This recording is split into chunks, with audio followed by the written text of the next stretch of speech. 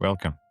So today in this episode, we're going to look at how to manage fear and anxiety with the help of knowledge and wisdom from non-duality or Advaita Vedanta. So let's take an example. You're having a beautiful day. You're sitting in a coffee shop. You're enjoying your coffee. You're enjoying your pastry. You're looking out the window. You're watching people. It's a beautiful day. And then all of a sudden the phone vibrates. You pick the phone up and look at the text, or a thought dropped in your mind from nowhere. And as soon as you see the text or as soon as you experience that thought, your body is triggered into a reaction. Your hands are shaking, your heart is racing, you're experiencing fear, anxiety, frustration, stress. Now you're thinking, I was having a great day, now my whole day is ruined. What will I do now? What will happen next? You no longer want to stay there. You want to leave right away. You want to call your friend to tell them what happened. You're looking at the text and you're thinking, why did he say that? You're feeling flooded. So this is a common scenario. We experience fear all the time.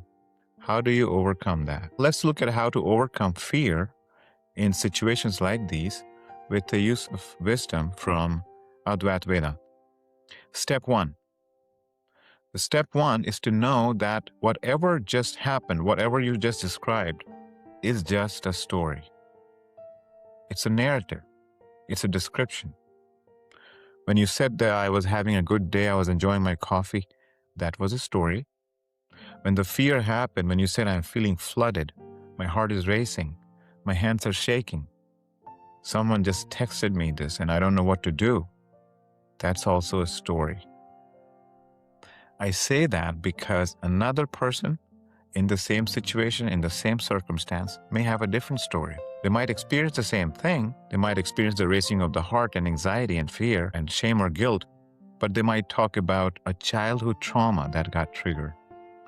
Or they may even talk about some psychic stuff, or they may talk about some past life incidents that might have had something to do with what they're experiencing.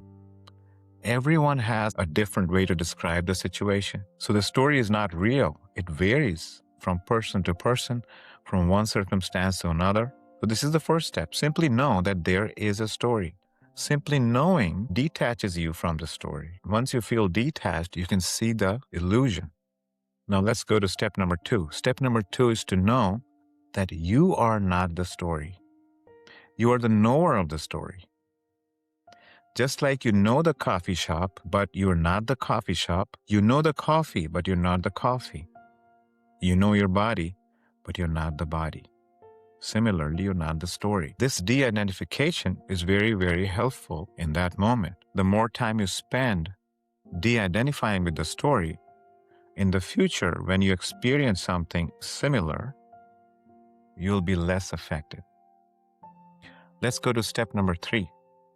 The step number 3 is to know that you are the awareness in which the story is happening. You are that screen on which the story is playing, on which the movie is playing. You are that screen on which the story comes and then story goes. Remember when you were a little child, you fell, and maybe you scraped your knee or elbow. You were that aware knower who was there to see that. It's the same aware presence that's still there in the coffee shop. You are that. You do not change. Earlier, when you said you were having a good day, you were enjoying your coffee, you're looking out the window, you were that knower who was looking at the story that I was having a good day. Now, when the fear happened, during that episode, you're the knower of the episode, that awareness in which the story is happening. This awareness is not a joke. This is a big deal because this awareness cannot be diminished, cannot be removed. It's never born. It can never die. You are that. You can call it Atma, Self, Brahma, Supreme Consciousness.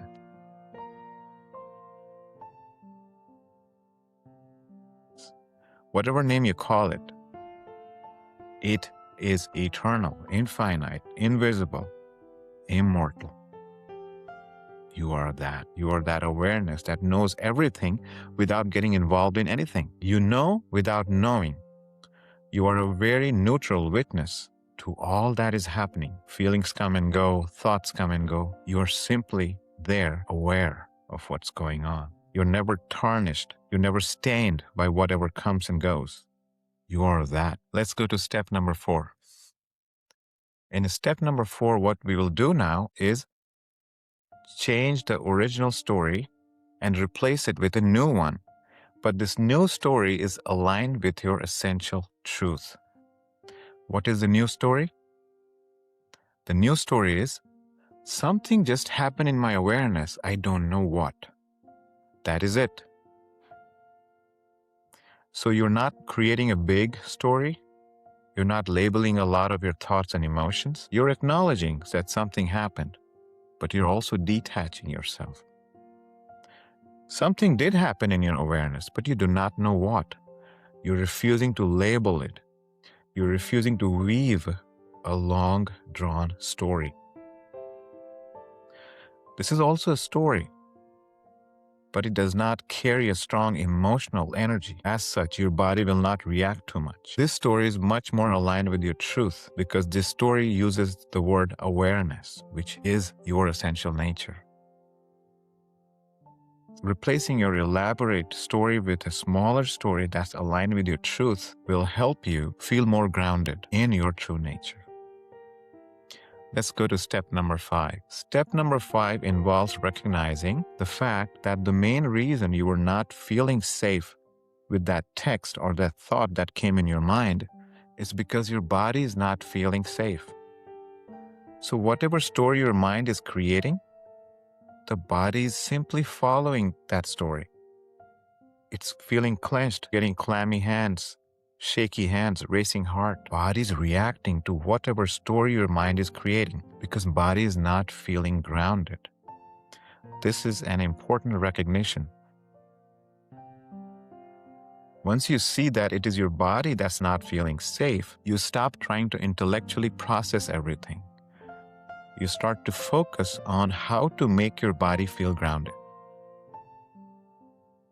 And that takes us to step number 6.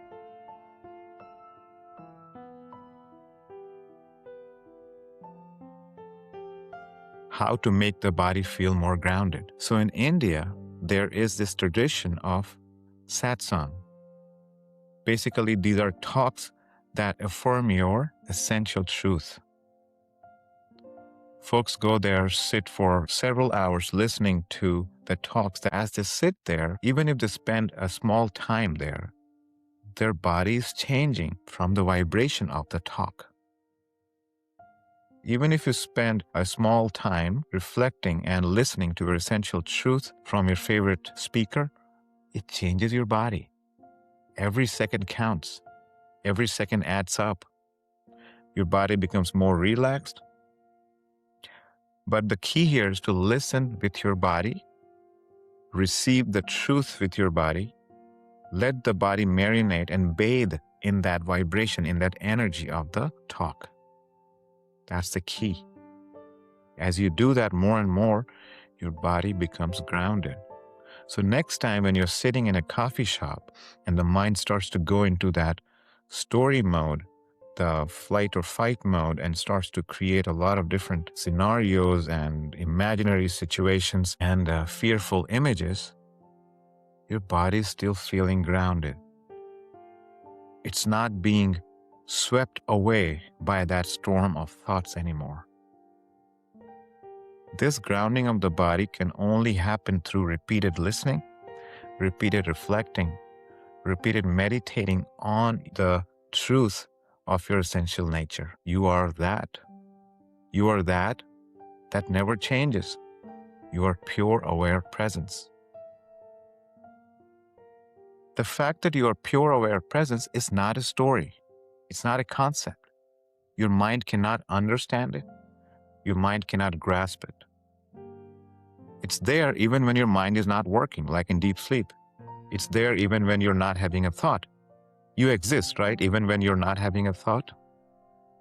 Even if you were replaced in that coffee shop by another person, that person, he or she, would experience that same sense of presence. It never changes from person to person. If you look around, everything in existence exists. The existence shares the same sense of presence. The I amness. It's not a word, it's that sense that I am, I exist. All creatures share the same sense of presence. And this is your essential truth. This is the fundamental reality. All stories, all emotions, all feelings, all thoughts, all imagination appears and disappears in this sense of aware presence. Grounding your body, rooting your body in that sense of presence is the path to ultimate safety. In my definition, that's also enlightenment.